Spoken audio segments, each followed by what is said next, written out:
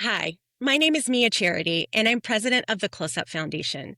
For more than 50 years, Close Up has worked with students and educators to help young people better understand civic engagement, explore different perspectives, and find their voice in our democracy.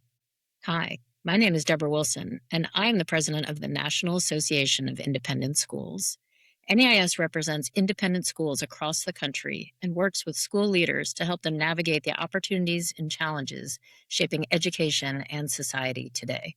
We're excited to share our proposed session, Beyond Debate, Teaching Students to Think Together, where we will explore how schools can help students move from expressing opinions to meaningful dialogue, collaboration, and problem solving. Together, NEIS and Close Up have been exploring what happens when schools create intentional opportunities for students to engage across differences.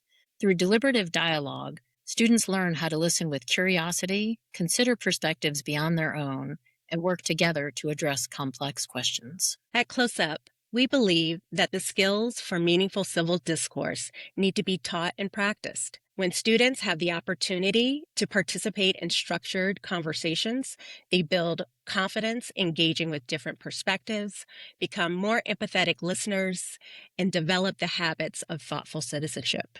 In this session, we'll share firsthand takeaways and outcomes from schools that have embraced this approach, including insights from students who have participated in these deliberations and brought those experiences back to their own school communities. Attendees will also have the opportunity to experience a deliberation simulation through the NextGen Roundtable model, exploring the role of AI in education. Because the future depends not only on what students know, but on their ability to listen, collaborate, and solve complex problems together. If this sounds exciting to you, please vote for our session, and we will see you in Austin.